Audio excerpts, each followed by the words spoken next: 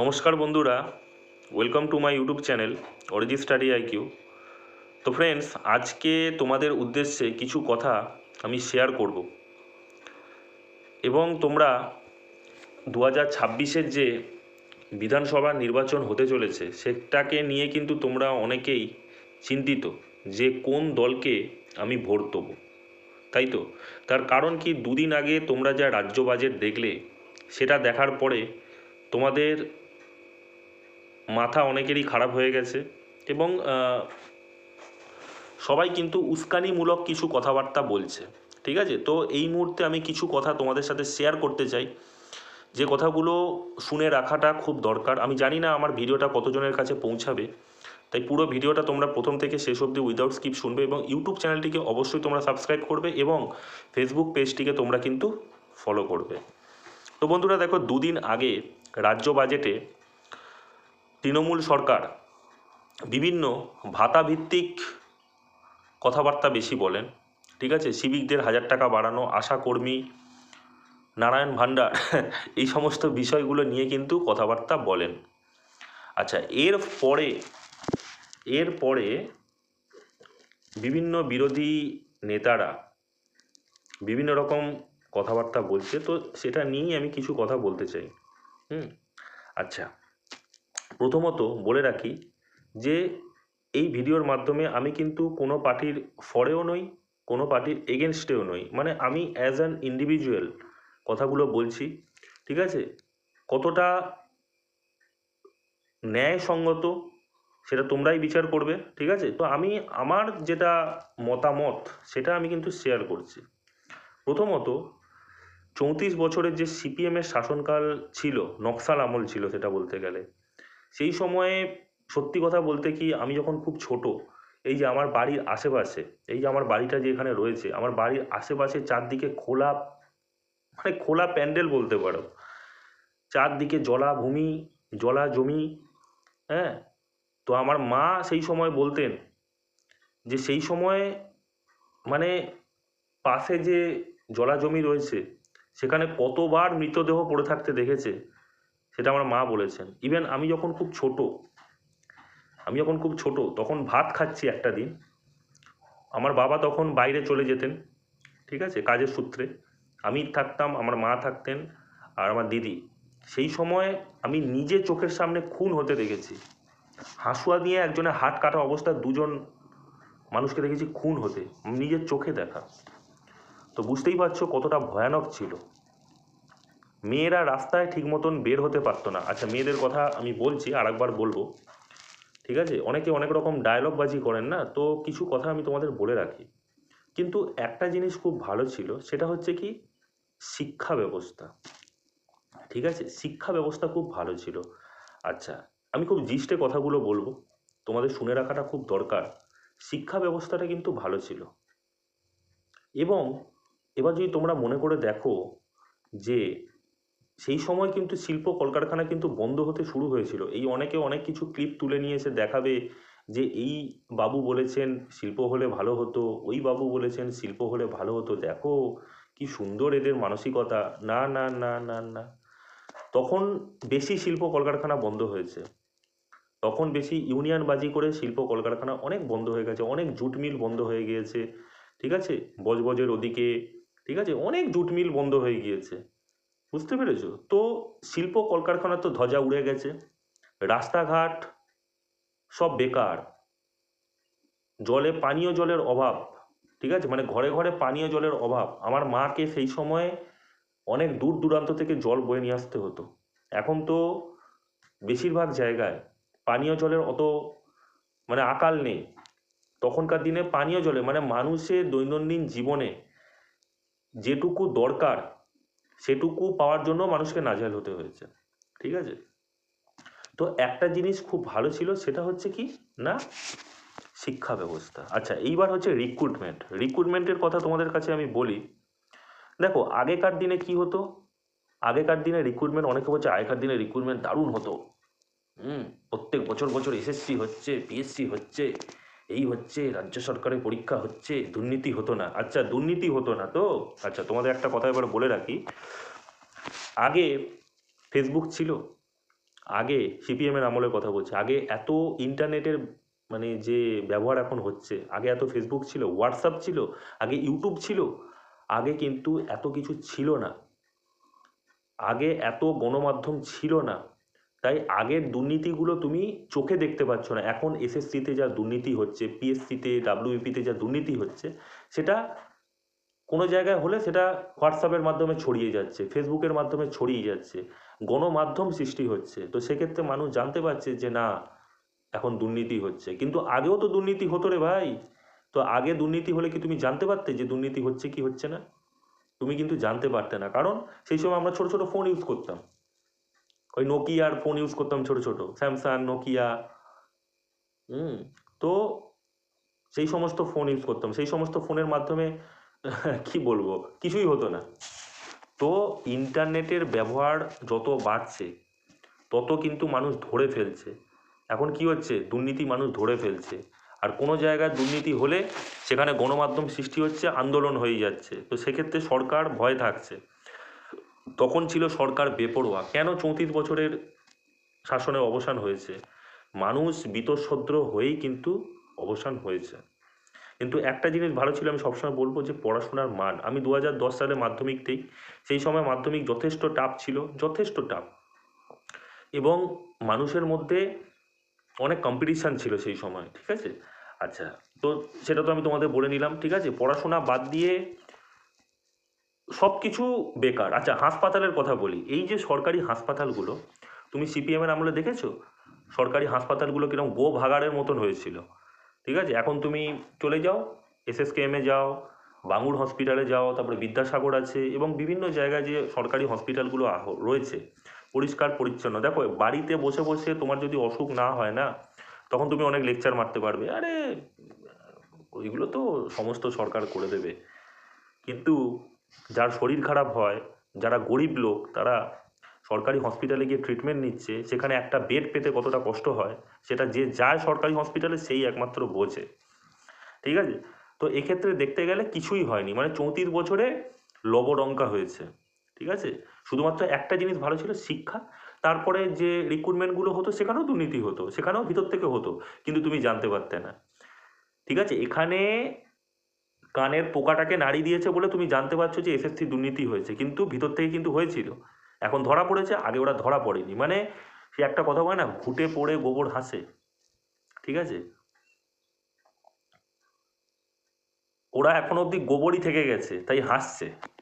আর এরা হচ্ছে ঘুঁটে হয়ে গেছে, মানে ওরা এতদিন ধরে গোবর থেকে গেছে, ধরা পড়েনি। ধরা না পড়লে তুমি গোবর, আর তোমার যদি ধরা পড়ে যায় তুমি তখন ঘুঁটে হয়ে গেলে না।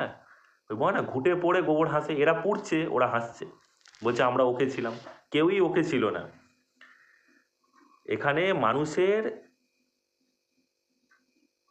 মানুষের যে তদারকি বা এনকোয়ারি, হ্যাঁ, মানুষের আন্দোলন, এর ফলেই মানুষের যেই আন্দোলন, এর ফলেই কিন্তু এই দুর্নীতির যে দ্রব্যগুলো সেগুলো কিন্তু মানে ধরা পড়ছে, তা না হলে কিন্তু ধরা পড়তো না।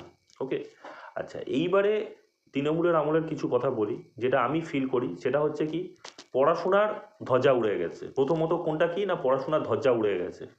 2011 কি 12 সাল থেকে, মেবি 12 সাল হবে মনে হয়, তো 9টা 9, 10টা 10 মাধ্যমিকে হয়ে গেছে। এবং মাধ্যমিকে কি হয়েছে না, ছেলে মেয়েদের শর্ট কোশ্চেন করে দিয়েছে। মানে প্রথমত পড়াশোনার যে ইচ্ছা শক্তি, সেটাই প্রথমে কি করেছে এই সরকার, প্রথমেই কি করেছে না, টার্গেট করে নিয়েছে। কারণ দেখো, শিক্ষিত যদি হয় মানুষ, তো সেক্ষেত্রে সে চাকরি চাইবে, সে হায়ার স্টাডিজ করতে চাইবে। কিন্তু রাজ্যে চপ শিল্প ছাড়া কিছুই নেই। ঘুগনি বেচার পারমিশন দিচ্ছে। মানুষ কোথায় পুজোয় ঠাকুর দেখতে যাবে না, বলছে তুমি সেই মুড়ি বানিয়ে নিয়ে যাও, ঘুগনি মুড়ি বিক্রি করো, প্রচুর টাকা ইনকাম করতে পারবে। এই ধরনের ফ্রিতে জ্ঞান দেওয়া হচ্ছে। এবং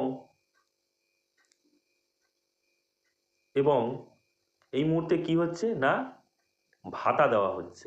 সব থেকে বড় কথা যেটা, সেটা হচ্ছে ভাতা দেওয়া। মানে প্রথমে সরকার বুঝেই গিয়েছে যে রিক্রুটমেন্ট হচ্ছে না, মানে অনেক গরিব মানুষের সংখ্যা বেড়ে গেছে, হাতে টাকা পয়সা নেই, চলো এবার হচ্ছে ভিখারিদের মতন এবার আমি ভাতা দেবো। এবার লোকেরা ভাতা নেবে। ঠিক আছে, দেখো তোমার যখন পেটে খাওয়ার নেই তখন তোমাকে ডাল ভাত দিলেও সেটাকে অমৃত বলে মনে হবে, হবে কি না বলো, হবে। তো এরা সেটাকে টার্গেট করে নিয়েছে, বুঝতে পেরেছো? এরা কিন্তু সেটাকে টার্গেট করে নিয়েছে যে হ্যাঁ, টার্গেট করে নিয়েছে যে এবার আমি যদি একে 500 টাকা করে বাড়ি দিই মেয়েদের, যেখানে 1000 টাকা দিচ্ছিলাম 500 টাকা বাড়াবো। হ্যাঁ, এবার নারায়ণ প্রকল্প চালু করব। তো সেক্ষেত্রে যে বাড়িতে ছেলেটা এখনও পর্যন্ত বেকার আছে 100 দিনের কাজ করাবো।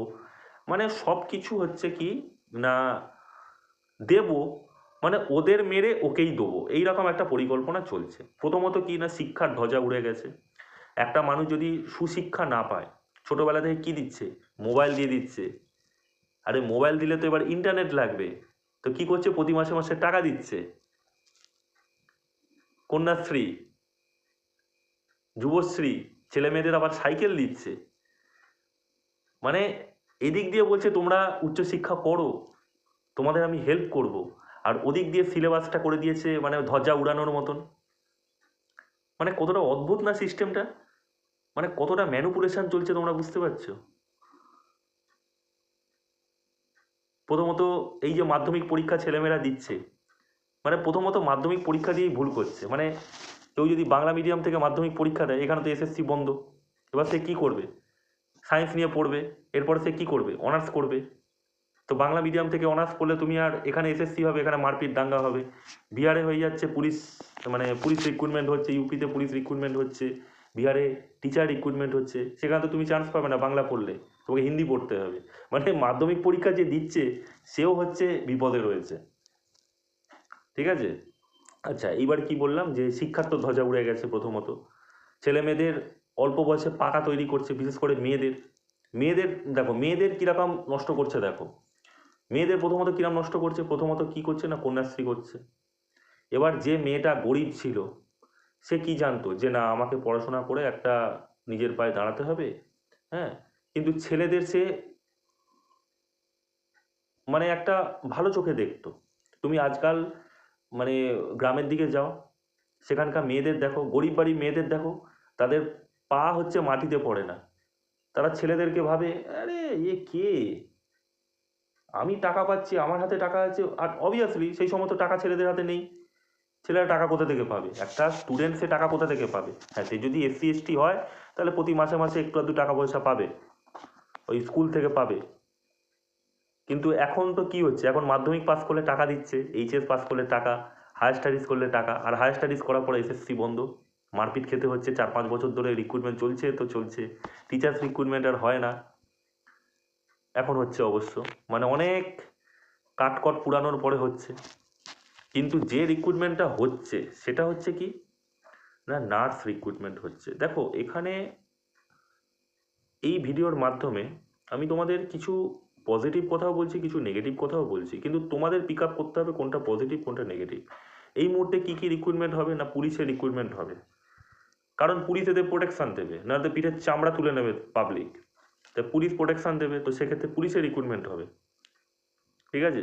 আচ্ছা, আর কী কী রিক্রুটমেন্ট হবে, নার্স, ডাক্তার, এদের রিক্রুটমেন্ট হবে। কারণ তোমার যদি স্বাস্থ্য ভেঙে পড়ে রাজ্যে, তো সেক্ষেত্রে একটা হাহাকার দেখা দেবে।